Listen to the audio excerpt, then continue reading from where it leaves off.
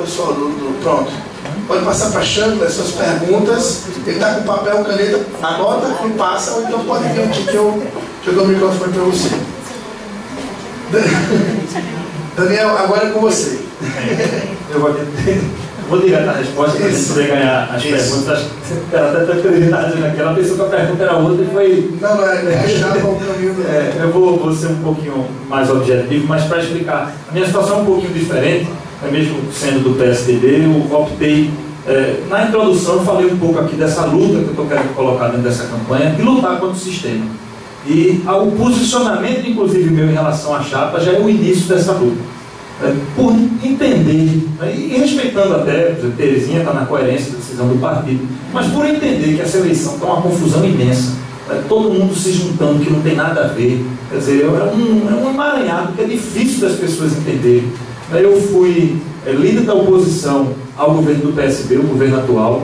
Eu não tenho nada contra o PSB ou nada contra quem governou nesse período, mas fiz críticas do que eu achei que estava errado, apoiei o que eu achei que estava certo, mas sempre agi com a distância de fazer aquilo que estava de acordo com minha consciência. E no último ano houve uma aliança entre o meu partido, o PSDB, e o palanque do PSD. Eu não me senti confortável em sair da liderança da oposição para um apoio a um candidato do PSD. E optei por um caminho que eu sei que não é fácil para uma eleição.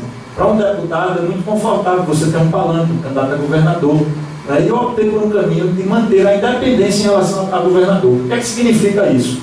Eu não estou me engajando na campanha de governador, nem na que está na minha chapa, muito menos na da oposição, porque eu estaria, inclusive, desrespeitando a decisão do próprio PSDB. Então, estou mantendo uma independência ou neutralidade em relação às campanhas estaduais, governador e senador, apoiando o candidato a presidente do meu partido, Aécio Neves, aí apoio por convicção, porque acho que, inclusive, é a melhor opção para o país, para a situação que a gente está vivendo. Acho que o Brasil precisa de mudança e ele é que melhor representa isso. E na campanha para deputado federal, claro que vou me dar um voto no 45-45. Deputado estadual, a gente vai tentar ajudar os candidatos do PSDB. A Terezinha já disse que é uma das boas opções que a gente tem, e a gente vai tentar colaborar para que os candidatos do PSDB eles consigam a eleição. Então, manter a neutralidade na eleição de governador e senador e apoiar o Aécio para presidente e os candidatos estaduais do meu partido, PSDB. Perfeito. Já chegou aqui uma questão que passa justamente sobre esse ponto de ser oposição.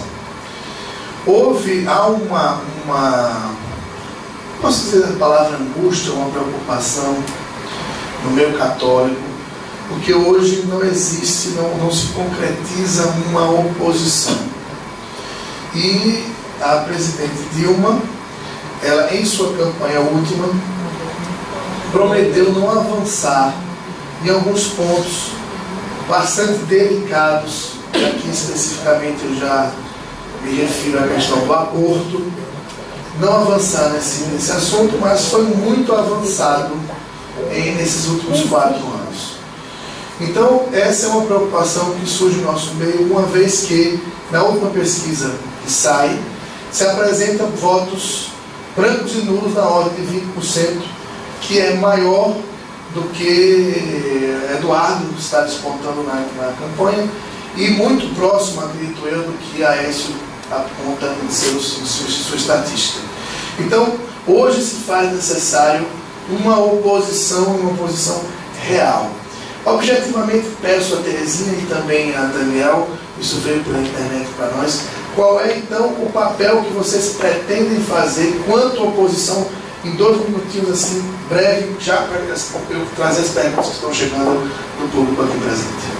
Olha, oposição, eu fui na Assembleia durante todo o mandato de Eduardo Campos, né, porque eu entendi que, mesmo no momento que meu partido apoiou já recentemente o PSB e foi para o governo de Eduardo, eu, como Daniel, ficamos independentes na Assembleia, porque a gente foi eleito com os votos de oposição e nós não íamos contrariar os nossos eleitores, porque o partido resolveu de repente apoiar o governo Eduardo. Então nós ficamos independentes, fazendo críticas ao governo da mesma forma e votando como a gente achava que devia votar. Então isso é uma oposição que tem que ser feita, tem que haver oposição. É um absurdo que está acontecendo no Brasil, não tem oposição, e eu acho que um dos grandes responsáveis por tudo isso é a reeleição. Eu sou a favor de acabar a reeleição no Brasil, e os governadores e deputados passam a ter 5 anos de mandato e não tem mais direito à reeleição. Por quê? Nós não estamos preparados para ter reeleição. Então, um governador entra, no primeiro ano de mandato já começa a se preparar para o segundo. Aí começa a querer formar uma bancada enorme na Assembleia para garantir o segundo mandato. E aí começa a cooptar os partidos e os deputados. E de repente deixa de existir a oposição. Isso não é só em Pernambuco, é em todo o Brasil, em todos os estados e no governo federal, sobretudo. A gente sabe que a força que tem numericamente o PT hoje no Congresso Nacional com os partidos aliados por conta do Instituto da Reeleição. Então eu acho que a oposição é fundamental e que é necessário acabar com a reeleição para que ela se dê de forma mais clara. A oposição talvez se você me perguntasse como vai ser do governo, eu não ia saber responder, mas a oposição foi minha vida inteira. 10 anos de vida pública, foram os 10 anos na oposição, não porque eu quis, eu até, eu quero dizer assim, ano que vem eu não gostaria de estar na oposição, gostaria que o meu candidato vencesse. Mas para eu não estar na oposição, meu candidato tem que vencer.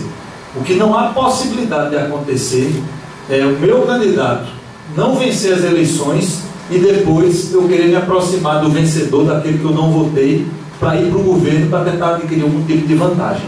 Então eu acho que a oposição ela deve, em primeiro lugar, ser constituída por aqueles que integram os partidos que perderam a eleição. Assim é o processo. Quem ganha vai governar, quem perde vai fazer oposição. Isso é democracia.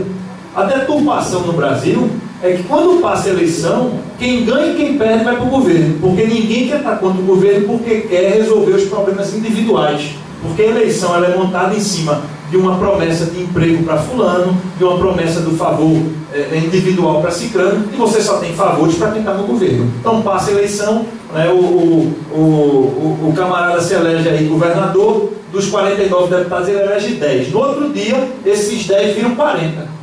Isso é a prática e a história da política que se assina na Assembleia, nas câmaras de vereadores, no Congresso Nacional.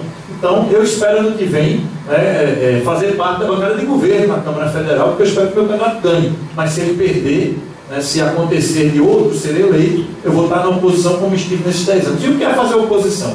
Fazer oposição é você dar uma voz à sociedade em criticar, em apontar o que está errado no governo, mas também mostrando a solução. Fazer oposição não é simplesmente ficar reclamando. Quando tem uma coisa errada, a gente tem que ir lá, e eu fiz isso com o Terezinha diversas vezes nesse mandato, por exemplo. Mesmo quando a gente teve andando pelo sertão, vendo as escolas, porque o governo fazia propaganda, a educação é uma maravilha, mostra aquela coisa na televisão. As escolas que estão boas, óbvio, a gente bate palma, ninguém acha ruim não, tem uma escola em tempo integral inaugurada, que maravilha, nós apoiamos, e não tem problema em reconhecer o que é bom. Mas o que é que a gente fez? A gente pegou o carro e saiu andando pelo sertão, olhando aquela escolinha, que fica lá no distrito daquele municípiozinho pobre do sertão pernambucano, e que está caindo a parede, e que o aluno não tem aula, porque quando chove a goteira entra na sala de aula, todo mundo tem que ir para casa, para mostrar e cobrar do governo, dizer, olha, tudo bem que a propaganda mostra isso aqui, mas tem muita coisa que está errada, vamos consertar também. Então esse é um papel extremamente importante na democracia. Você poder, sem radicalismo, sem raiva, sem querer destruir o outro, sem querer atacar o outro, para mostrar o que está errado. Esse é o papel do parlamento, esse é um papel importante, que deveria ser feito até por quem está no governo, mas um papel essencial da oposição, fiscalizar, cobrar, apontar o que está errado, mas com a solução, sem simplesmente ficar só jogando a pedra. Tenho feito isso ao longo dos 10 últimos anos, inclusive com muito reconhecimento, tanto é que dos 10 anos que tenho de mandatos, 6 como vereador e 10 como deputado estadual, desse período dos 10 anos, 6 desses 10 anos eu fui o líder da bancada da oposição, inclusive mostrando o reconhecimento dos meus colegas, exatamente da energia e da vontade que a gente coloca nesse trabalho. É uma missão que eu aceitei durante esses últimos 10 anos e, quem sabe, ano que vem eu espero não estar mais nela, espero que o meu candidato seja vencedor e aí eu vou ter um outro tipo de missão, mas também de forma alguma deixaria de cobrar o que está errado. A gente continua cobrando que está errado, porque esse deveria ser o papel de todo parlamentar. Se tem uma coisa errada, é a obrigação dele dizer que está errado, buscar a solução, porque o parlamentar, ele nada mais é do que um representante da sociedade, da população, é uma voz do povo. Como voz do povo, ele tem que estar lá reclamando daquilo que está errado e sabendo também reconhecer o que está certo. Acho o maior equívoco, o maior erro da oposição, quando ele também não quer reconhecer o acerto do governo. O acerto do governo deve ser aplaudido e apoiado, porque no fim das contas a gente tem que também atender o que é o interesse da população. A população quer somente receber um serviço público de qualidade, que é direito dela porque ela paga os tributos.